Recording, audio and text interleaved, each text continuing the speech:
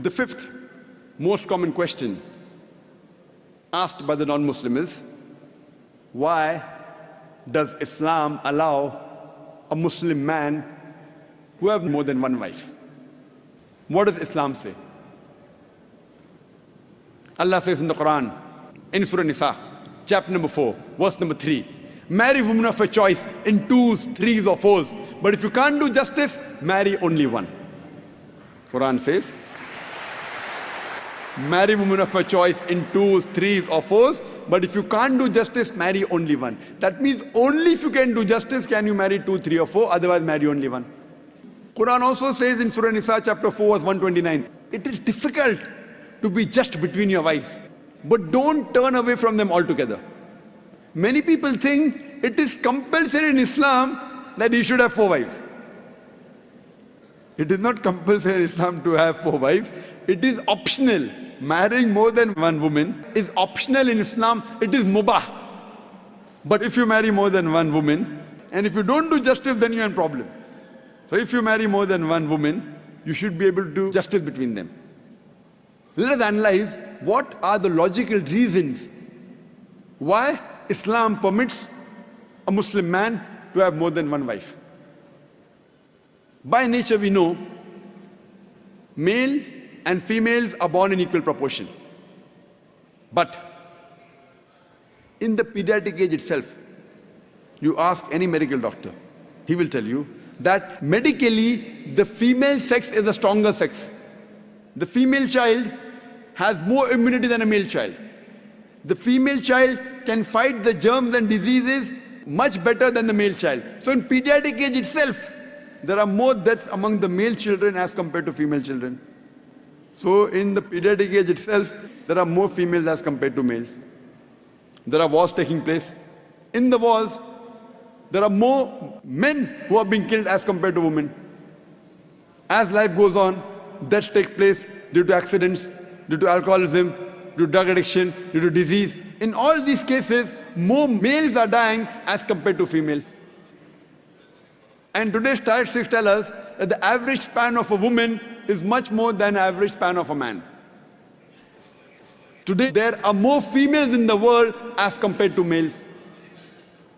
In some third world countries, like India, where I come from, the female population is less than the male population. And the reason is because of female infanticide and female feticide.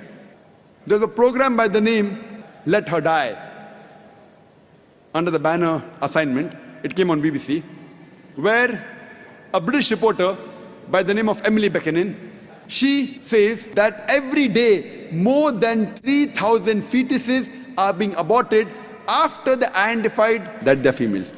In India alone, more than 3,000 fetuses are being aborted after they identified that they're females.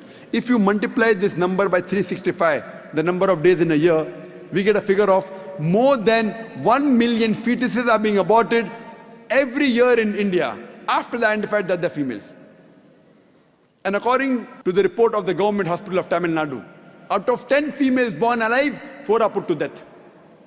If this evil practice of female infanticide and female feticide stops in India, even in India, in a few decades, the female population will outnumber the male population.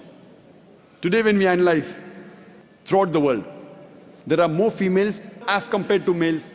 In New York alone, there are 1 million females more than males.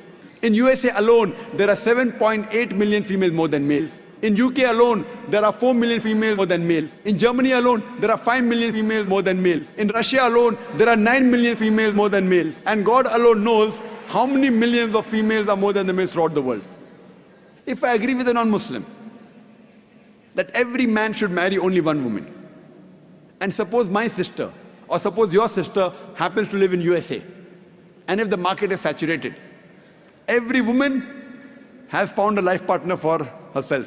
Yet, there will be 7.8 million females who will not find husbands.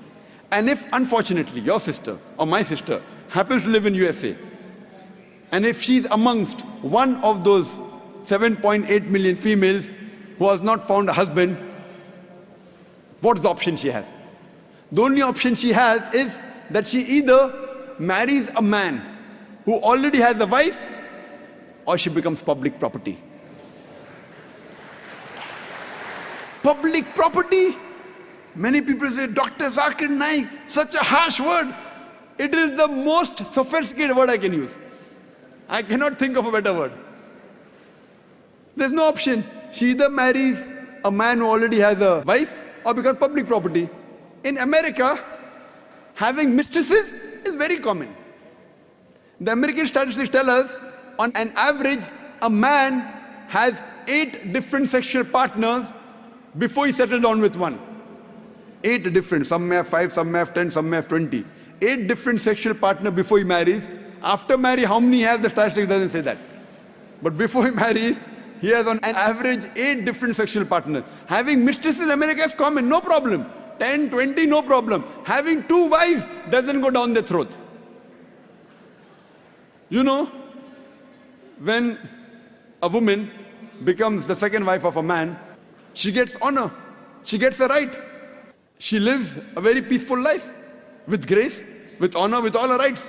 And when a woman is a mistress, she doesn't get her rights, she has no protection, she leads a life of disgrace. Therefore, Islam permits some men to have more than one wife to protect the woman. And I do agree, if someone tells me that no woman would like to share the husband, I agree with them. I don't argue. I agree with you that no woman under normal circumstances would like to share the husband. But the Islamic Sharia says, let a small loss take place to prevent a big loss.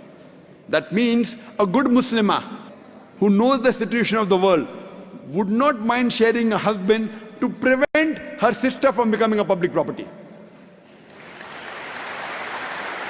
You ask any modest woman, would she prefer becoming the wife of a man who already has a wife or becoming public property? Any modest woman would choose the first one.